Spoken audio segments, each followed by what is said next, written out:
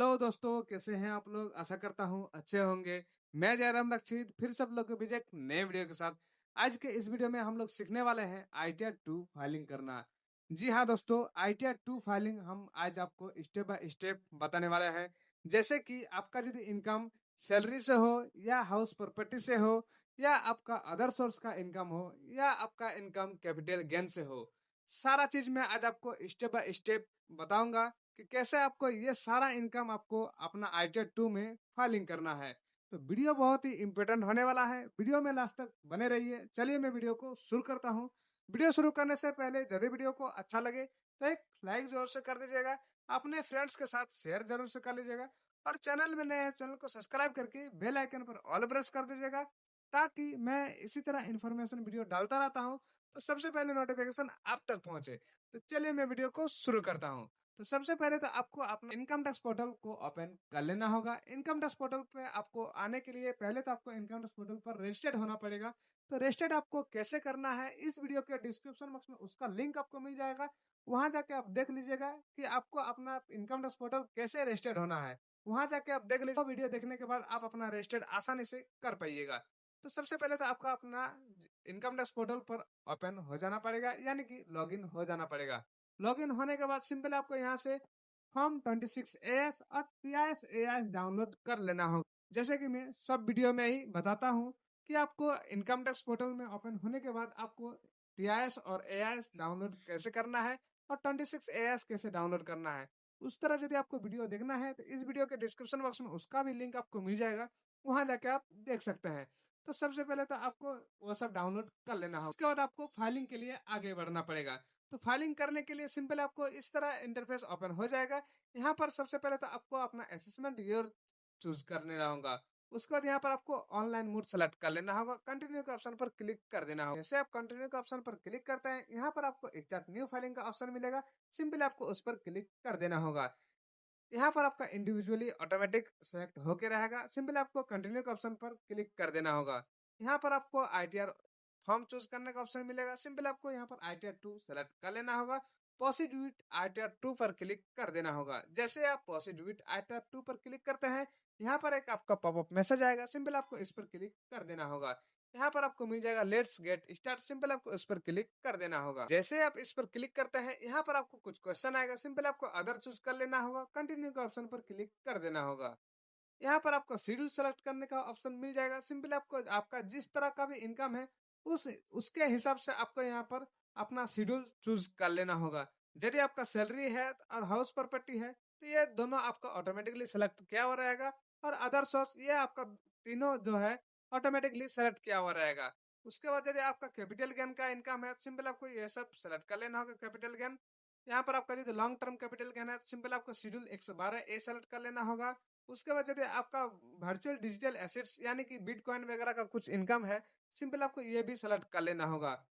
यदि आपका ये नहीं है तो छोड़ दीजिए, कोई दिक्कत नहीं है। उसके बाद सिंपल आपको आ जाना होगा डिडक्शन पर। तो डिडक्शन आपको न्यू टैक्स रेजिम में कुछ नहीं मिलता है, तो डिडक्शन में आपको कुछ भी चेकबॉक्स में क्लिक नहीं करना होगा। उसके बाद यहाँ पर आपको टैक्स और अदर मिल जाएगा। सिंपल आपको ये दोनों छेड़छाड़ नहीं करना है। सिंपली आपको यहाँ पर कंटिन्यू का ऑप्शन मिलेगा। सिंपल आपको उस पर क्लिक कर देना होगा। जैसे आप कंटिन्यू के ऑप्शन पर क्लिक करते हैं, यहाँ पर एक पॉपअप मैसेज आएगा। सिंपली आपको इस पर ओके कर देना होगा।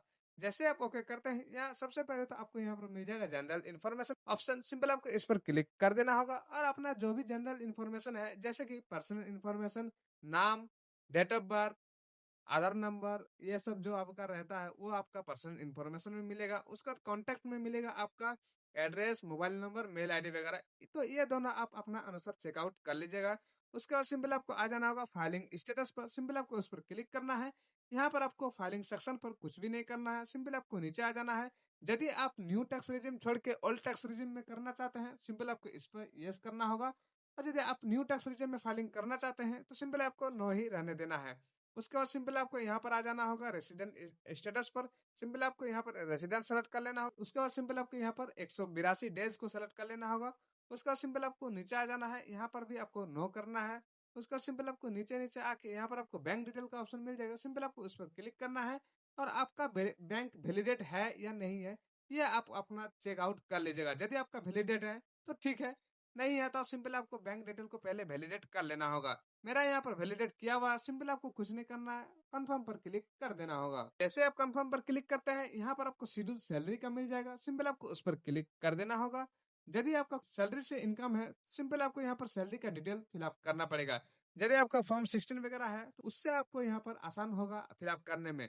यदि आपका सैलरी वगैरह है, तो यहाँ पर आपको डालना पड़ेगा। कैसे डालना है? सिंपल आपको ग्रॉस सैलरी पर क्लिक करना है, ऐड अनदर पर क्लिक करना है। यहाँ पर आपको मिल जाएगा नेम ऑफ एम्प्लॉयर, सिंपल आप जहाँ भी काम करते हैं, उस एम्प्लॉयर का नाम या कंपनी का नाम हो यहाँ पर आपको डालना है। उसका 10 नंबर होगा, वो 10 नंबर यहाँ पर आपको फिलअप कर देना होगा। उसके बाद यहाँ पर आपका नेचर ऑफ एम्प्लॉयमेंट, कि किस प्रकार का आपका जो जहाँ भी काम करते हैं, वो किस तरह का आपका है। यदि आपका सेंट्रल गवर्नमेंट है, स्टेट गवर्नमेंट है, बैंक वगैरह यदि है आपका, तो यहाँ पर आपको पब्लिक सेक्टर में भी होगा। यदि आप पेंशनर हैं, तो पेंशनर में यहाँ पर आपको central government pensioner, state government pensioner मिल जाएगा। उसके बाद यदि आपका अदर पेंशनर है, तो यहाँ पर आपको अदर भी मिल जाएगा। यदि आपको इस तरह कुछ भी नहीं है, अदर है, तो सिंपल आपको यहाँ पर अदर चूज कर लेना होगा। जैसे आप वो सब चूज करते हैं, यहाँ पर आपको कंपनी का एड्रेस, टाउन, उसका स्टेट और पिन कोड यहाँ पर आपको फिलअप करना पड़ेगा। ये आपका बेसिक चीज फिलअप करना होगा। उसके बाद सिंपल आपको सैलरी का डिटेल यहाँ पर आपको फिलअप करना है। सिंपल आपको ऐड पर क्लिक कर देना होगा। यहाँ पर आपको जैसे बेसिक सैलरी है, बेसिक सैलरी पर क्लिक करना है। जितना भी आपको सैलरी मिलता है, वो सैलरी का अमाउंट यहाँ पर आपको फिलअप कर देना पड़ेगा। जैसे आप सैलरी का अमाउंट यहाँ पर फिलअप करते हैं, सिंपली आपको यहाँ पर कुछ नहीं करना है, सिंपली यहाँ पर आपको सेव का ऑप्शन मिल जाएगा, सिंपली आपको उस पर क्लिक कर देना होगा। उसके बाद जैसे आप सैलरी का यहाँ पर डिटेल डालते हैं, यहाँ पर आपका डिडक्शन 75,000 नेट डिडक्शन है, वो यहाँ पर आपका ऑटोमेटिकली ले लेगा, सिंपली आपको कंफर्म पर क्लिक कर देना होगा। उसके बाद यहाँ पर आपको मिल जाएगा हाउस प्रॉपर्टी का। सिंपल है, यदि आपको हाउस प्रॉपर्टी का कहीं से आपका इनकम होता है, सिंपली यहाँ पर आपको डालना है। कैसे आपको फिलअप करना है? सिंपली आपको यहाँ पर हाउस प्रॉपर्टी पर आ जाना है। यहाँ पर आपको ऐड अनदर का ऑप्शन मिलेगा, सिंपली आपको उस पर क्लिक कर देना होगा। जैसे आप उस पर क्लिक करते हैं, यहाँ पर आपको पूरा डिटेल ओपन हो जाएगा। जैसे कि जहाँ भी आप अपना रूम है, उसका एड्रेस यहाँ पर आपको फिलअप करना पड़ेगा। जैसे कि एड्रेस यहाँ पर टाउन हो गया, यहाँ पर आपका स्टेट हो गया, पिन नंबर हो गया। उसका बाद यहाँ पर आपको नीचे आ जाना है।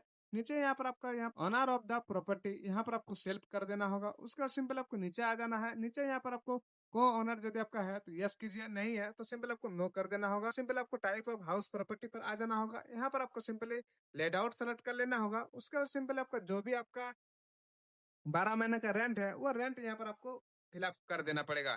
तो जो भी आपको रेंट मिला है पूरा साल में, वह यहाँ पर आपको फिलअप कर देना पड़ेगा। यहाँ पर आपका जो 30% लेस करके यहाँ पर आपको टोटल अमाउंट यहाँ पर ले आएगा। तो सिंपल आपको यहाँ पर सेव पर क्लिक कर देना होगा। जैसे आप सेव पर क्लिक करते हैं, यहाँ पर आप जो भी आपका हाउस प्रॉपर्टी का जो इनकम है, वो यहाँ पर आपका शो हो जाएगा। सिंपल आपको यहाँ पर कंफर्म पर क्लिक कर देना होगा।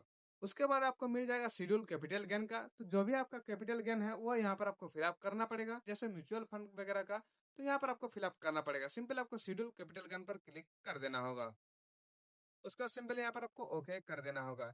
यहाँ पर आपको मिल जाएगा शॉर्ट टर्म कैपिटल गेन और लॉन्ग टर्म कैपिटल गेन। तो जो भी आपका शॉर्ट टर्म कैपिटल गेन है, वो यहाँ पर आपका जाएगा, और लॉन्ग टर्म कैपिटल गेन है, वो यहाँ पर आपका जाएगा। तो चलिए मैं पहले तो शॉर्ट टर्म कैपिटल गेन डाल के फिर आपको बताता हूँ। सिंपल आपको शॉर्ट टर्म कैपिटल गेन पर क्लिक कर देना होगा। यदि आपका ये म्यूचुअल फंड इक्विटी वगैरह है, तो सिंपल आपको 111 ए में क्लिक करना है। यहाँ पर आपको ऐड अनदर का ऑप्शन मिल जाएगा, सिंपल आपको उस पर क्लिक कर देना होगा। यहाँ पर आपका सेक्शन चूज करने का ऑप्शन आ जाएगा, सिंपल आपको 111 ए पर चूज कर लेना होगा।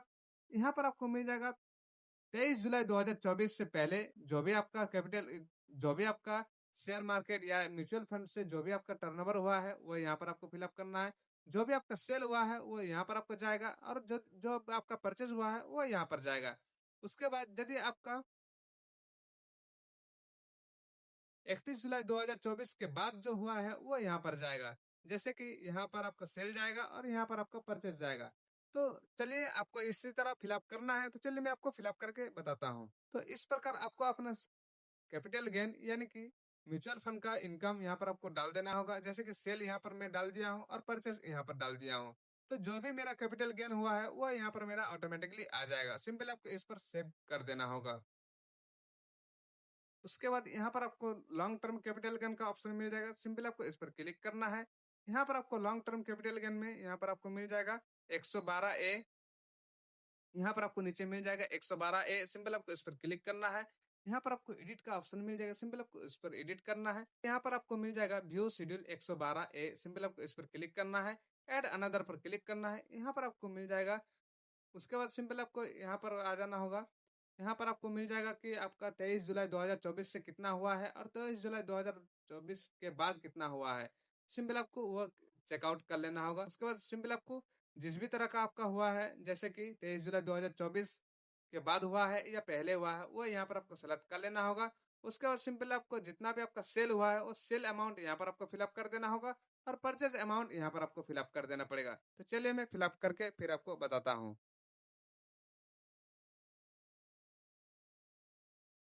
सिंपली आपको इस प्रकार अपना डाल लेना होगा। उसके बाद जो भी आपका यदि कुछ एक्सपेंस वगैरह हुआ है, तो सिंपली आपको यहाँ पर एक्सपेंडिचर यहाँ पर आपको फिलअप करना पड़ेगा। सिंपली आपका जितना भी कैपिटल गेन हुआ है, वो यहाँ यहाँ पर आपको आ जाएगा।